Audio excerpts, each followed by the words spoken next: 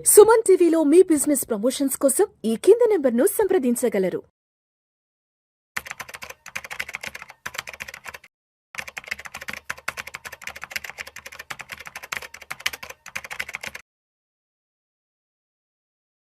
నమస్తే, welcome to market weekend outlook. నేను విష్ణు, ప్రస్తుతం నాతో పాటు Kautilya capital founder and trader Ashok Devanapriya గారు ఉన్నారు. వారితో మాట్లాడదాం. అశోక్ దేవనప్రియ గారు నమస్తే సార్. నమస్కారం. Welcome to market weekend outlook analysis. ఒక్కసారి ఇవాళ మార్కెట్ క్లోజింగ్ ఎక్కడో చూద్దాం. వీకెండ్ అనాలిసిస్ లో ఇవాళ February 28 ఫ్రైడే.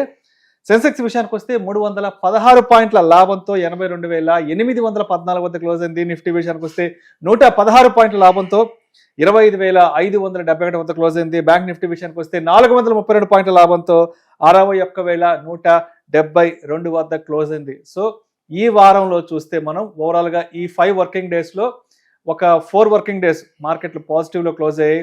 ఒక గురువారం నాడు మాత్రం చాలా పెద్ద హెవీ బ్లీడ్ అయితే మాత్రం మార్కెట్ లో రావడం జరిగింది. సో ఏంటి ఇవాళ what are the main key factors behind the market trimming gains అంటే ఏం చెప్తారు సార్? మొట్టమొదటిసారిగా geo political tensions. For example నిన్న డొనాల్డ్ ట్రంప్ గారు ఒక స్టేట్మెంట్ ఇచ్చారు. సో ఇరాన్కి ఒక వార్నింగ్ మెసేజ్ ఇచ్చారు. 15 రోజులు టైం ఇస్తున్నాను, అంత లోపల డిసైడ్ చేసుకొని నా దగ్గర డిసిజన్ రండి అని చెప్పి ఒక వార్నింగ్ ఇచ్చారు. దానికి వాళ్ళు మేము రియాక్ట్ అవ్వడం లేదు, ఇన్ కేస్ ఏమైనా మీరు అటాక్ చేస్తే మీరు కాంట్రా అటాక్ చేస్తాము మీ బేసెస్కి అని ఒక స్ట్రిక్ట్గా ఇరాన్ రెస్పాన్స్ కూడా ఇచ్చారు. ఈ ఒక టెన్షన్ వల్ల naturally things are changing. For example crude oil rate పెరుగుతూ ఉంది. క్రూడ్ ఆయిల్ రేటు పెరిగినప్పుడు India is the 3rd largest importer of crude అన్నమాట. సో క్రూడ్ ఆయిల్ లాస్ట్ 3 వీక్స్లో ప్రైస్ వేరియేషన్ ఇంక్రీజ్ అవుతానే ఉంది. సో దీనివల్ల మా మార్కెట్కు అదొక నెగటివ్ సెంటిమెంట్ అన్నమాట. సెకండ్లీ మన rupee weakening. So rupee value weakening is another major trouble. Because ఎవరెవరు ఇంపోర్టింగ్ చేస్తున్నారో ఇక్కడ like IT companies and other companies, వాళ్ళకి చాలా పెద్ద మొత్తాన దెబ్బలు పడతాయి. థర్డ్ ఫ్యాక్టర్ వచ్చేసి ఎఫ్ఐ అండ్ ఏఐ సెల్లింగ్. వీళ్ళిద్దరూ కలిపి దాదాపు ఒక 1,300 కోట్లు విలువ చేసే షేర్ని అమ్మేశారు. And fourth and very big reason is IT stocks crisis. For example మీరు ఐటీ స్టాక్ ఒక ఫాల్ చూస్తే నిఫ్టీ ఐటీ ఇండెక్స్ చాలా పడింది ఈరోజు. చాలా పడింది. Predominantly driven by Wipro, Infosys, Persistent Systems and other IT stocks. ఎందుకంటే లాస్ట్ 4 వీక్స్లో ఐటీ స్టాక్ మీద చాలా విపరీతమైన ఒక ప్రెషర్ పడింది. ఆ లాస్ట్ 3 to 4 వీక్స్లో ఐటీ స్టాక్స్ పడింది. It is the biggest fall in the last 3 to 4 years. Okay, so అది ఒక 4వ రీజన్. ఓకే, ఇవన్నీ కారణాల వల్ల సో మార్కెట్ ఈరోజు in spite of some rally further almost మీకు 400 పాయింట్స్ మార్కెట్ పడి పాజిటివ్లోనే ముగిసింది. కానీ స్టిల్ ఓవరాల్ మార్కెట్ పడింది, కొంత స్వల్ప లాభాలతో మళ్ళీ కొంత పాజిటివ్ గానే. సో ట్రేడర్స్ కి ఒక మంచి విషయం ఏంటంటే ఇవాళ విక్స్ వచ్చి 7.5% పైకి వెళ్ళింది. VIX close at around more than 14. So VIX value ఎప్పుడైనా 14కు పైన ఉంటే అది ట్రేడర్స్ కి మంచిది. If VIX is below 14 it is not good for traders. ఎందుకంటే volatility is the foundation for a trader అంటాం మనం. విక్స్ ఎక్కువ ఉన్నప్పుడు ఏం జరుగుతుంది, ఆప్షన్స్ ప్రీమియం ఎక్కువ ఉంటుంది. ఆప్షన్ ప్రీమియమ్స్ ఎక్కువ ఉన్నప్పుడు మనకి మంచి రైటర్స్కి మంచి డబ్బులు వస్తాయి ట్రేడింగ్లో. ఓకే, అందువల్ల అది ఒక positive side. Overall market sentiment negative ఉన్నా కూడా ఈ 4 ఫ్యాక్టర్ వల్ల ఇన్వెస్టర్స్కు ఒక ఓవరాల్ నెగిటివ్ ఎక్స్పీరియన్స్ అయితే, ఇంకోవైపు ట్రేడర్స్ పరంగా చూస్తే ఈ ఒక విక్స్ ఒక ర్యాలీ ఏం జరిగిందో ఈరోజు that is good for traders. ఇది నా ఒక total analysis of the market based on today's performance. So Ashok Devanapriya గారు, ఏంటి ఐటీ ఇండెక్స్ పరిస్థితి ఏంటి? ఎందుకంటే లాస్ట్ ఒక 10-15 డేస్ నుంచి ఐటీ ఇండెక్స్ లో చాలా అయితే ఫాల్ అయితే కనిపిస్తుంది. ఏఐకి సంబంధించిన ఫెయిర్స్ అయితే కంప్లీట్ గా వెంటాడుతున్నాయి కాబట్టి, సో ఏంటి ప్రస్తుతానికి ఐటీ ఇండెక్స్ సిచ్యువేషన్ ఏంటి అసలు? See the most important point is IT industry performance is based on long term software revenues and service revenues అన్నమాట. మొన్న ఆంథ్రోపిక్ వాళ్ళది క్లాడ్ ఏ వచ్చింది. ఓకే, అది ఆ రోజు చాలా ఒక పెద్ద మొత్తాన ఒక పెద్ద లెవెల్లో ఆ ఒక ఇంపాక్ట్, ఆ వైబ్రేషన్ మనకి గ్లోబల్లీ కనిపించింది. చాలా గ్లోబల్ ఐటీ కంపెనీ స్టాక్స్ కూడా పడిపోయాయి.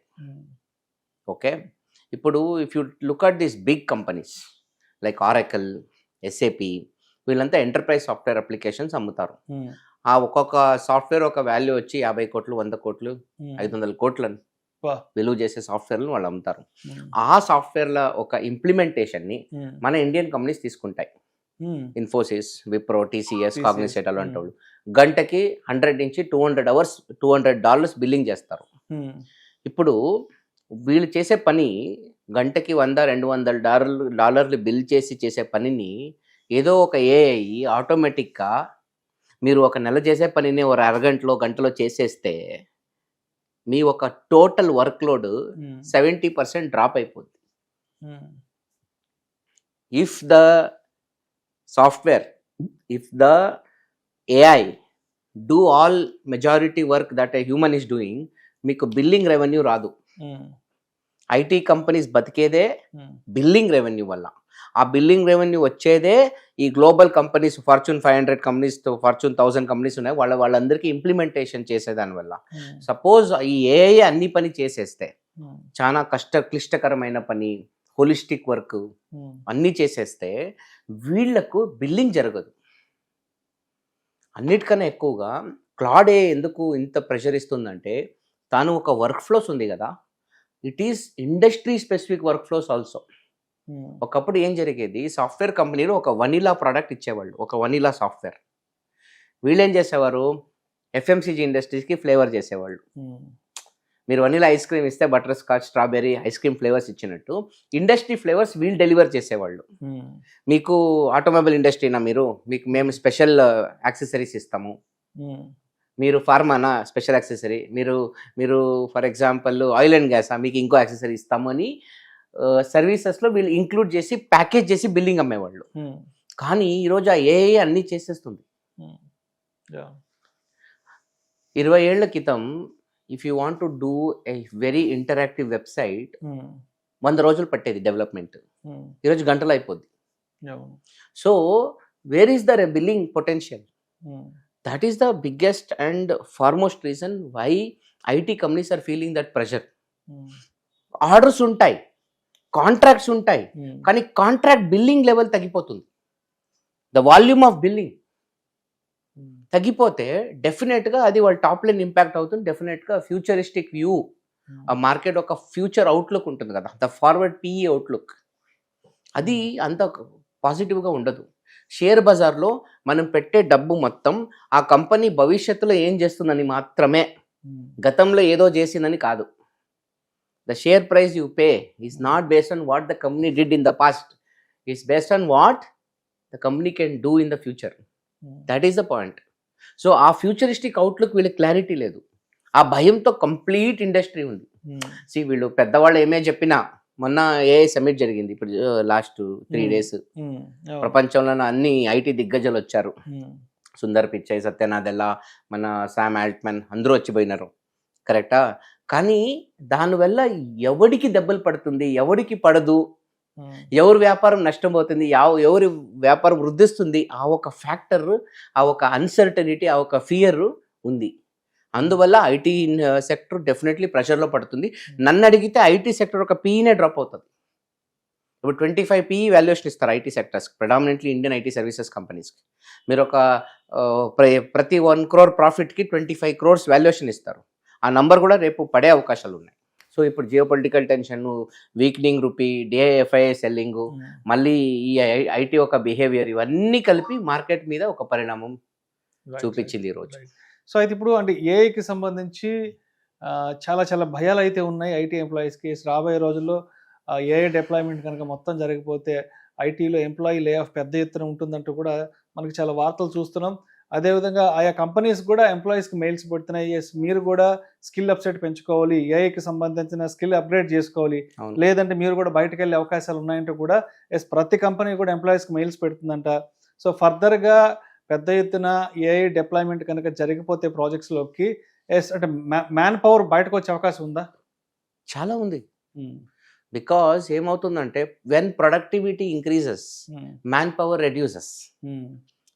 ఏ వాడడం వల్ల ఒక కంపెనీ ఒక ప్రొడక్టివిటీ ఇంక్రీజ్ అయిపోతే, కంపెనీ యొక్క ప్రొడక్టివిటీ 2x అయింది అనుకోండి, 50% మంది చాలు కదా.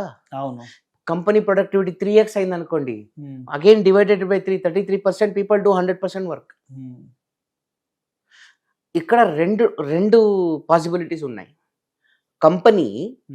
కంపెనీ ఆ ఒక వర్క్ ఫోర్స్ని అలాగే ఉంచుకొని ఇప్పుడు 100 కంపెనీలకి ఇచ్చే సర్వీస్ని 300 కంపెనీ కూడా ఇవ్వచ్చు. Other way of looking at is same resources you do 300% business, 300% work, అదొక ఆప్షన్. లేకపోతే cut down on resources, same business do it from 30% people. రెండు ఆప్షన్ కూడా ఉన్నాయి. సో ఎక్స్పర్ట్స్ ఏం చెప్తున్నారంటే ఈ రెండు ఆప్షన్ ఎందుకు తీసుకుంటారు మీరు? సేమ్ ఎంప్లాయీ రిసోర్స్ పెట్టి వాళ్ళని ఎందుకు ఫైర్ చేయాలి? అంత 100 ఇప్పుడు 100 మంది కొన్ని 300 కంపెనీకి హెల్ప్ చేస్తే రేపు 100 మంది 900 కంపెనీకి హెల్ప్ చేయండి. Why are you thinking about in the negative direction? See the positive side of AI, how you can increase your business because of AI అని ఆలోచించండి అని చెప్తున్నారు. కానీ అందరు వాళ్ళు ఫియర్ వాళ్ళకు ఉంటాయి కదా. బికాజ్ అది అటాక్ ఎనిమి అనేవాడు ఎలా వస్తాడని మీకు జనరల్గా తెలియదు. క్లాసిక్ ఎగ్జాంపుల్ ఈజ్ ఇప్పుడు మీ కోడక్ కెమెరా ఉండే, that was the greatest company of the world. But one fine day that company went in to bankruptcy. Enemy was not even another camera. Who was the enemy? Enemy ఎవరు వాడికి? Mobile phone. Mobile వచ్చేసింది. మొబైల్లోనే camera వచ్చేసింది. వాడి camera ఎవరు వాడలేదు. And వాళ్ళ camera was very big, sophisticated camera, తీసుకొని పోలేము, పాకెట్లో పెట్టుకునే సైజ్ లేదు, ఫోటో తీయగానే వాట్సాప్ లో పెట్టుకోలేము. ఇక్కడ ఐఫోన్ వచ్చేసింది. The best possible camera hidden inside a phone. So enemy ఏ రూట్లో వచ్చాడో తెలీదు. సో అలాగే ఈ ఇండస్ట్రీకి ఏఐ వల్ల ఎలాంటి దెబ్బ తగులుతుంది, దాని పరిణామాలు ఏంటి, మన బిజినెస్కి ఏంటి రిస్క్, మన ప్రాఫిట్స్కి రిస్క్ ఏంటి, మన ఎంప్లాయీస్ రిసోర్స్ రిస్క్ ఏంటి, అది మన కాంపిటీషన్కి ఎలా హెల్ప్ చేస్తుంది, మనకి ఎలా దెబ్బతీస్తుంది, ఇవన్నీ చూడాలి కదా. రైట్. ఇప్పుడు మన ఇండస్ట్రీ రిస్క్ చూడాలి, కాంపిటీషన్ రిస్క్ చూడాలి, టెక్నాలజీ రిస్క్ కూడా చూడాలి. ఇప్పుడు అది ప్రాబ్లం అవుతుంది. ఏ ఇండస్ట్రీలో అయినా ఇలాంటి ఇన్నోవేషన్లు వస్తూనే ఉంటాయి. కానీ ఐటీ ఇండస్ట్రీలో ఇలాంటి ఇన్నోవేషన్లు షార్ట్ టర్మ్లో ఎక్కువగా వస్తాయి. సో బికాస్ ఆఫ్ దట్ వాళ్ళ మీద హెవీ ప్రెషర్ ఉంటుంది. లెర్నింగ్ కర్వ్ అప్పుడు ఫాస్ట్గా ఉండాలి, మళ్ళీ రిలాక్స్గా ఉండలేరు మీరు. సో అది పెద్ద ప్రాబ్లం. సో ప్రతి ఒక్కరు నేర్చుకోవాలి. Starting from A normal software engineer intern, వాడొక డైలీ సాఫ్ట్వేర్ ఇంజనీర్ ఇంటర్న్ ఒక బిహేవియర్ నుంచి ఆ కంపెనీ CEO వరకు ప్రతి ఒక్కరు నేర్చుకోవాలి. And how to do the business in a better way అని చెప్పి. ఎవరు ఫాస్ట్గా ఇన్నోవేట్ అవుతారో, ఎవరు ఫాస్ట్గా స్కిల్స్ నేర్చుకుంటారో వాళ్ళు లెవెలప్ అవుతారు, వాళ్ళు సస్టైన్ అవుతారు, వాళ్ళు గ్రోత్ తీసుకుంటారు, మార్కెట్ షేర్ కూడా వాళ్ళు తీసుకుంటారు. రైట్ సార్, అంతే. సో ఓవరాల్గా మరి ఇవాళ మార్కెట్ క్లోజింగ్ గురించి కన్క్లూజన్గా ఏం చెప్తారు? That's it. Market today's closure is bad for investors because of the negative sentiments. And since VIX went up, market is good for traders. So Monday VIX చూద్దాం. Monday 14 పైన sustain అయిందంటే premiums బాగుంటాయి, traders కి మంచి రోజులు రావచ్చు. Right sir. Thank you sir. Thank you so much Ashok Devarapriya గారు. గత వారం అంతా మార్కెట్లో ఏం జరిగింది అండ్ రాబోయే వారం మార్కెట్లు ఎలా ఉండిపోతున్నాయి అన్న దాని గురించి చక్కగా తెలియజేశారు. Thank you so much. Thank you very much.